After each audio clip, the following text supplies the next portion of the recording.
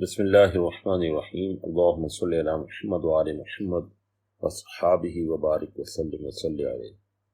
خطبہ ارشاد حضرت واصف علی واصف رحمۃ اللہ تعالی علیہ کی تصنیف لطیف دل دریا سمندر سے منتخب مضمون آرزو اور حاصل آرزو۔ اگر آرزوئیں گھوڑے بن جائیں تو ہر احمق شاہ سوار کہلائے گا، لیکن آرزو گھوڑا نہیں بن سکتی۔ آرزو ایک خوبصورت تتلی ہے جس کو پکڑنے کی خواہش میں ہم نہ جانے کہاں سے کہاں نکل جاتے ہیں۔ آرزو کا دام سب سے زیادہ دل فریب اور سب سے زیادہ خطرناک ہے۔ اکثر ناکامیاں آرزو کا انعام ہے اور اکثر انسان کشتگانے آرزو ہے۔ آرزو کیا ہے اور اس کا مدعا شکست آرزو کے علاوہ کیا ہے؟ اس پر بہت کچھ کہا جا سکتا ہے، لیکن آج ہم آرزو اور آرزو کے حاصل کے رشتوں کے بارے میں کچھ کہنا چاہتے ہیں۔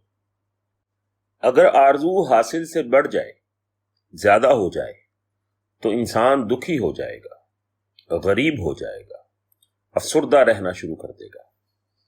آج کا انسان اسی المیے سے گزر رہا ہے۔ خواہشات اور آرزوئیں بڑھتی جا رہی ہیں، حاصل اور زندگی کی چادر سمٹتی جا رہی ہے، اور انسان آسائشوں کی بھرمار کے باوجود قسم پرسی کی حالت محسوس کر رہا ہے۔ آج کی ترقی اور ترقی پذیری اور ترقی یافتگی نے انسان کو کثیر المقاصد بنا دیا ہے۔ وہ خواہشات اور آرزوؤں کے انبار تلے دب گیا ہے۔ آج کا انسان سسک رہا ہے، کراہ رہا ہے۔ آج کی خوشی صرف ضبط غم کا شعور ہے۔ آج کا معاشرہ اجتماعی حسرتوں کا قائل ہے، اور نتیجہ یہ نکلتا ہے کہ انسان مسرت قدوں میں خوش نظر آتا ہے اور غم قدوں میں تنہا ہے۔ اس کا اپنا گھر دعوتوں میں جگمگاتا ہے اور تنہائیوں میں ٹمٹماتا ہے۔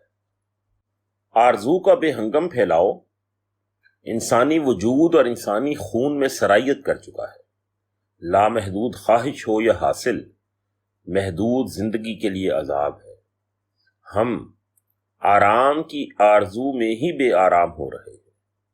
سکون کی آرزو میں آج کا انسان مضطرب ہے، قیام کی خواہش میں مسافر ہے۔ آرزو کے تعاقب نے انسان کو انسان سے اجنبی کر دیا ہے۔ انسان اپنے آپ سے اجنبی ہے۔ آرزو نے ہر انسان کو ایک تنہا جزیرہ بنا کر رکھ دیا ہے۔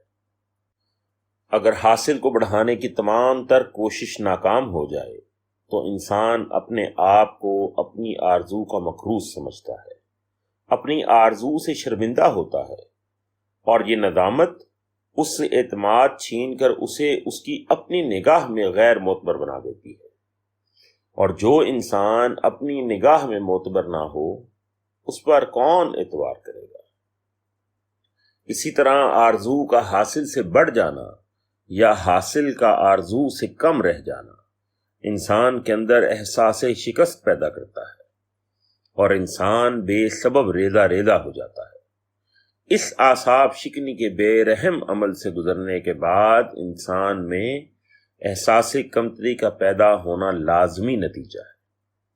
یہی وجہ ہے کہ آج کا انسان، ہمارے دور کا انسان، ہمارے معاشرے کا انسان خود کو اپنے آپ سے غریب سمجھتا ہے، اپنے آپ پر ترس کھاتا ہے۔ وہ کہتا ہے کہ یہ بھی کوئی زندگی ہے۔ وہ اپنے آپ کو مکمل طور پر نااہل قرار دے چکا ہے۔ وہ کہتا ہے کہ ہم من حیث القوم ختم ہو چکے ہیں۔ یہ بہتان تراشی آرزو کے پھیلاؤ کے دم سے ہے۔ حاصل آرزو تک نہ پہنچے تو انسان اپنے آپ کو بدقسمت سمجھتا ہے۔ وہ کسی مستقبل پر یقین نہیں رکھتا۔ وہ اپنے فوری مستقبل اور ماں بعد سے مکمل طور پر مایوس ہو چکا ہے۔ انسان کو چاہیے کہ آرزو اور حاصل کے فرق کو کم کرے۔ آرزو کم کرنا مشکل نہیں ہے، جو چیز حاصل نہ ہو اس کی تمنا کیوں حاصل ہو؟ آئیے دوسری حالت دیکھیں۔ جس انسان کی آرزو حاصل سے کم ہو، ایسے لوگ بہت خوش قسمت ہوتے ہیں۔ وہ اپنے آپ کو امیر سمجھتے ہیں۔ ان کے لیے یہ زندگی ایک گلستان سے کم نہیں۔ دراصل ایسے لوگ اپنی استعداد اور اپنی محنت کو بھی کسی کا احسان سمجھتے ہیں۔ انہیں ان کی محنت کا صلہ مل جائے تو اس صلے کو بھی کسی کا احسان مانتے ہیں۔ وہ ہمیشہ ممنون رہتے ہیں، ہر شے کے ممنون، ہر شخص کے ممنون، ہر واقعہ کے ممنون۔ کم آرزو انسان سدا بہار ہوتا ہے۔ دنیا کے عظیم انسان ہمیشہ کم آرزو تھے۔ وہ جانتے تھے کہ اس دنیا میں کوئی شے ایسی نہیں جو انسان کو ہمیشہ زندہ رہنے کی استعداد دے سکے۔ جب ہر چیز کو چھوڑ ہی جانا ہے تو پھر حاصل کیا ہے، محرومی کیا ہے، جیت کیا ہے، ہار کیا ہے؟ غور طلب بات تو یہ ہے کہ انسان جو کچھ حاصل کرنا چاہتا ہے وہ سب اس کے ذاتی کام کا نہیں ہوتا۔ وہ اپنا پیٹ بھرنے کے لیے دل و دماغ کی آزادی قربان کر دیتا ہے۔ آرزو سے آزاد دل ہی شہنشاہ ہے۔ زیادہ آرزو والے انسان کی جیب بھرتی ہے لیکن اس کا دل نہیں بھرتا۔ وہ حاصل کرتا ہے اور اس حاصل کو استعمال کرنے سے پہلے خود ہی اپنے وجود سے نکل جاتا ہے۔ کم آرزو انسان بہرحال بہتر ہے۔ وہ اپنے اعتماد کا امین ہے۔ وہ اپنی نگاہ میں معتبر ہے۔ اسے حاصل ہونے والی نعمتوں کو تقسیم کرنے کا شوق رہتا ہے۔ وہ دنیا کو اپنے حال میں شریک کرنا چاہتا ہے۔ وہ اپنے آپ پر، اپنی زندگی پر، اپنے مستقبل پر، اپنے ماں باپ پر بڑا مطمئن رہتا ہے۔ یہی وہ مقام ہے جہاں انسان کا سر نیاز بارگاہ بے نیاز میں سر نگوں ہو کر سرفراز ہو جاتا ہے۔ تیسری قسم کے لوگ وہ ہیں جو اپنے حاصل اور اپنی آرزوؤں کو رضائے الہی کے تابع کر لیتے ہیں۔ ایسے لوگ تو بس ایسے لوگ ہیں، ان کا کیا جواب، ان کا کیا کہنا۔ اگر زندگی اللہ کا حکم ہے، موت اللہ کا فرمان ہے، تو آرزو بھی اسی کے حکم سے ہے اور حاصل تو عین اسی کی منشا کے مطابق ہے۔ ایسے لوگ کسی الجھاؤ کا شکار نہیں ہوتے۔ ان کے ہاں تقدیر اور تدبیر کے مسائل نہیں ہوتے۔ ان کے ہاں انسان کی مجبوری اور آزادی و مختاری پر بحث نہیں ہوتی۔ ماننے والے دل سے مانتے ہیں۔ وہ صرف ماننا جانتے ہیں، وہ صرف ماننا چاہتے ہیں، جاننا نہیں چاہتے۔ ایسے لوگ بہت قلیل ہیں جن کی آرزو اور حاصل امر الہی کے تابع ہو۔ ایسے لوگ تسلیم و رضا کے پیکر، حرف آرزو سے بے نیاز، آزاد ہو کر اسی جہاں میں فلاح کی تصویر ہے۔ آگاہ ہونے کے بعد ایک انسان کا کسی چیز سے امر الہی کے مطابق لگاؤ یا اجتناب بڑے نصیب کا مقام ہے۔ ایسے لوگوں کی زندگی ایک دریا کی طرح ہے، رواں دواں، خاموش، ساحلوں سے نکلتا ہوا، بغیر تکلیف کے، اذن الہی کے تابع، اپنی آخری منزل کی طرف یقین کامل کے ساتھ گامزن۔ دریا کا مدعا نہ حاصل ہے نہ موجیں، بلکہ دریا کا مدعا وصال بحر ہے۔ سمندر سے نکلنے والا دریا آرزو اور حاصل کو تابع فطرت کر کے واپس سمندر تک بخیر و عافیت پہنچ جاتا ہے۔ چوتھی قسم کے لوگ ہی آخری قسم کے لوگ ہیں۔ ان کی آرزو ان کی مجبوری ہے۔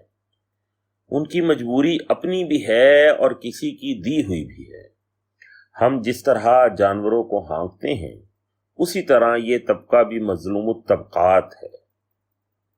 انسان نے انسان کے ساتھ جو ظلم روا رکھا ہے اس کی منہ بولتی تصویر یہ قسم ہے۔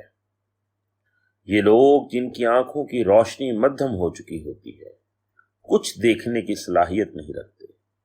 یہ لوگ غریب ہیں، لیکن یہ اتنے لاچار ہیں کہ اس امیر کی زندگی کے حالات سن کر خوش رہتے ہیں جس نے ان کے حصے پر ہاتھ صاف کیا ہے۔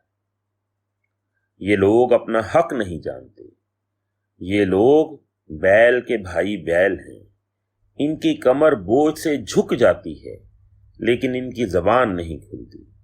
ان لوگوں کی تاریک راتوں کے دم سے ہی دنیا میں چراغاں ہیں۔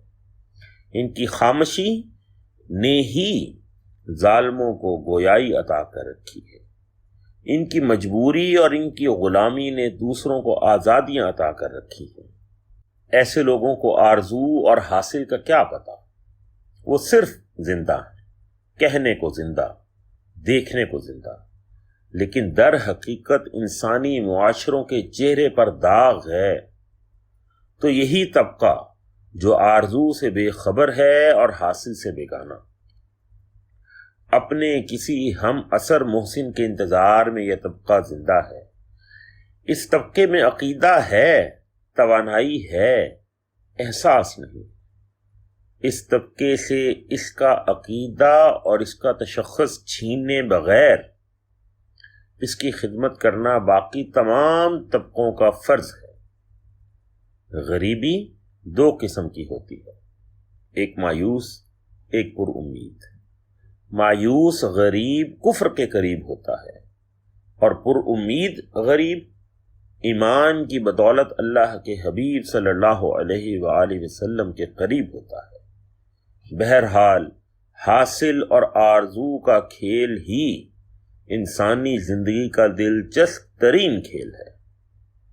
آرزو حاصل سے بڑھ جائے تو انسان غریب، حاصل آرزو سے بڑھ جائے تو امیر، حاصل اور آرزو برابر ہوں تو متوکل، اور اگر انسان حاصل اور آرزو کے رشتوں اور ان کی اصل سے باخبر ہی نہ ہو تو انسان کوئی انسان ہے؟